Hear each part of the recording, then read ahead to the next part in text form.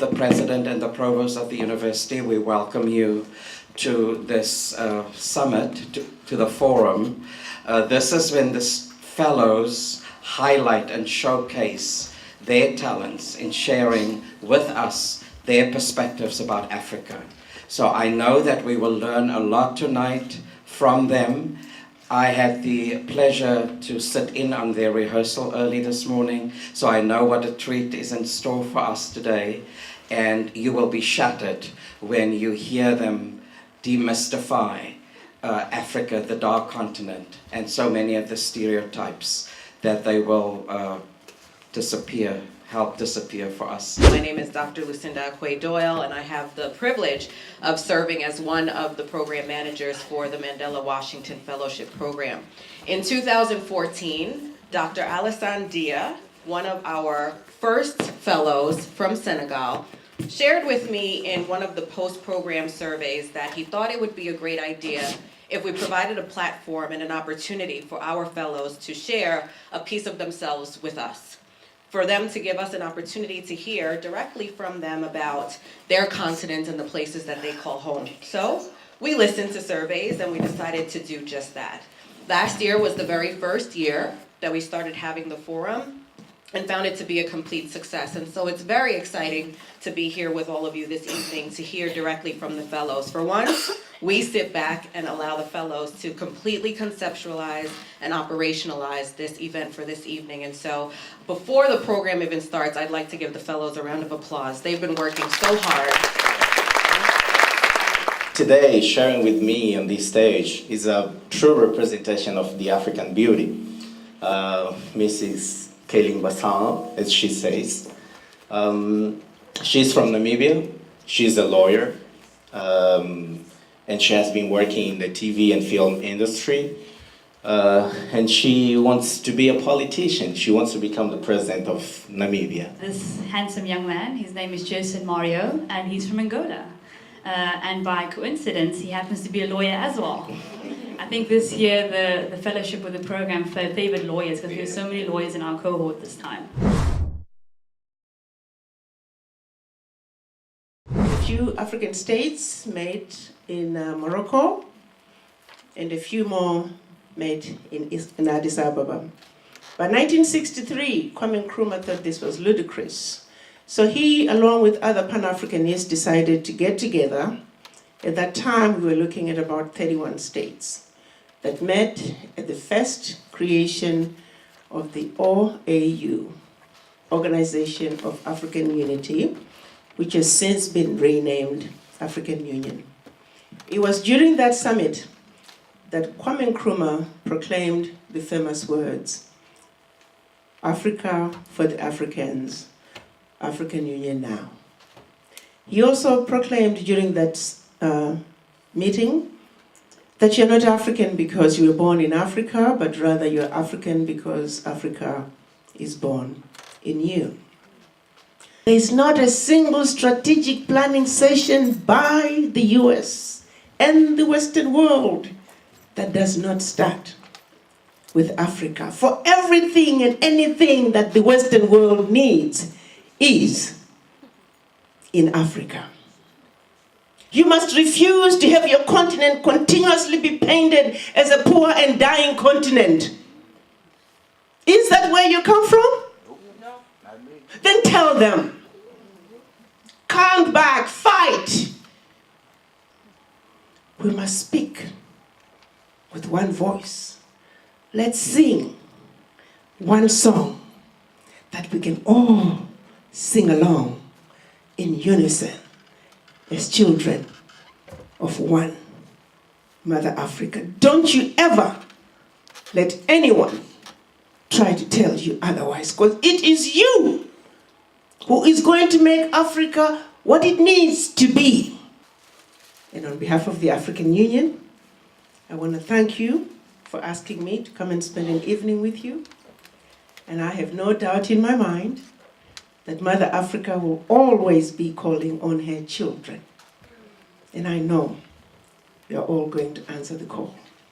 To answer the call to build an Africa that is prosperous and united. If we can solve the issue of education in Africa and instill African values in education, then we can find a way around all the social issues that we are facing in education today.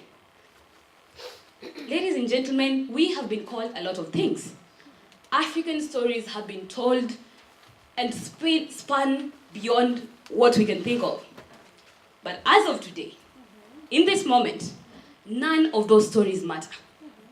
Because from today, as of today, we, the 25 young people, are taking responsibility for our stake in Africa's development.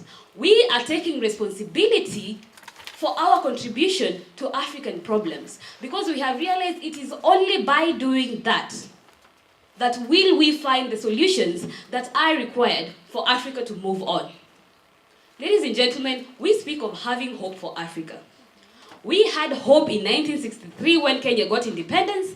50 years later, we are still speaking of hope. We can no longer talk of hope. We are speaking of action. It is not about tomorrow. It is today. Now. Ladies and gentlemen, the time for Africa to rise is now.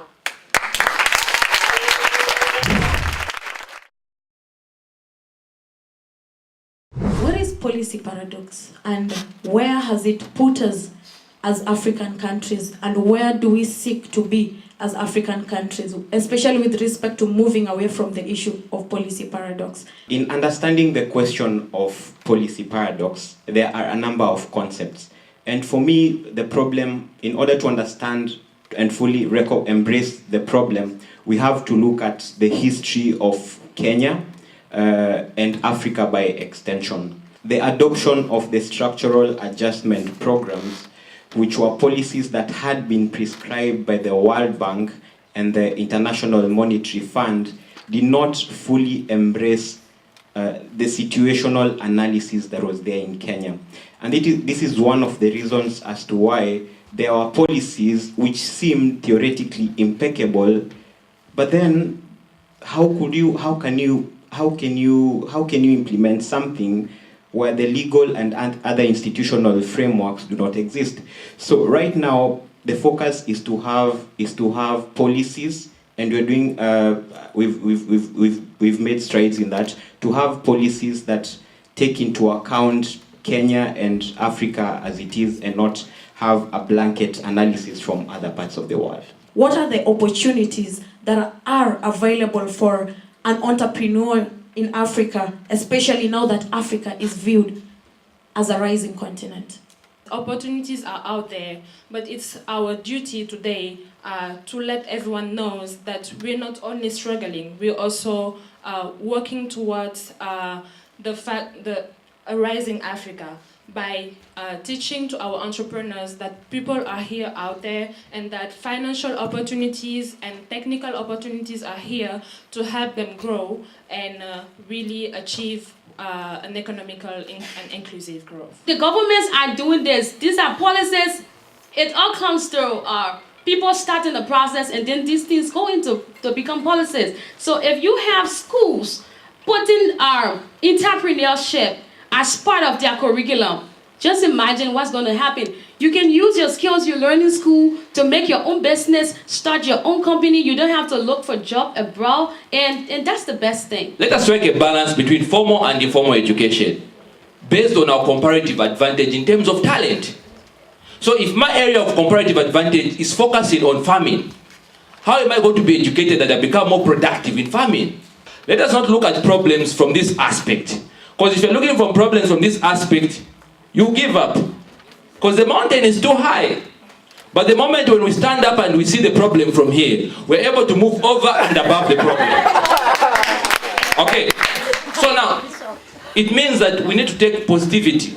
We need to take the courage, the confidence that if these elders, they come to us and say, no, we want you to go and fight, we've got the audacity and ability to say no.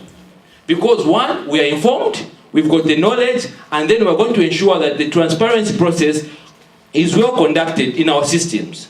It's another myth that we probably need to address about Africa. Say that Africa doesn't have technology or doesn't train Africans on technology. A simple example is the first mobile transfer and mobile payment system and technology was developed in Kenya. It's called M-Pesa. It then transferred across East Africa as mobile money and then was taken to West Africa.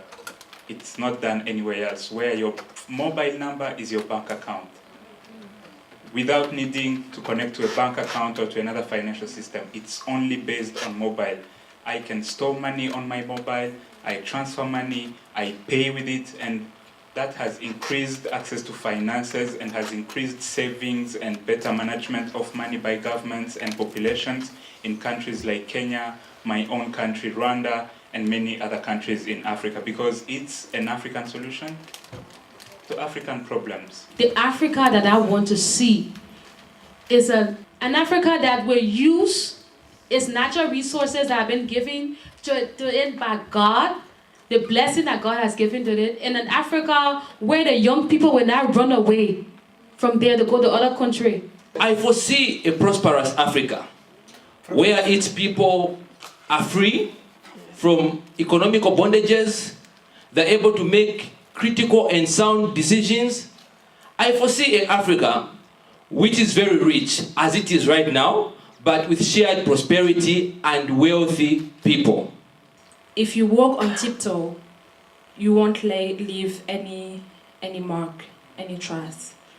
So I think the Africa that we want to see tomorrow is an Africa where the young people will take the big steps, as we young African leaders are taking the big steps right now. I want my epitaph to read that I did my part, that I did the small bit that I did in making Africa a better place. Africa, my perspective. I look at Africa in 10 years to come as an Africa which is economically independent, Africa which is inclusive of all its people and led by its people. You're broken down and tired of living life on a merry-go-round, and you can find the fighter. I think as an elder, I consider myself an African elder and ambassador to the African Union. I can honestly say it is refreshing witnessing what I've witnessed, and it gives me that level of comfort that Africa is going to be okay. Rise up.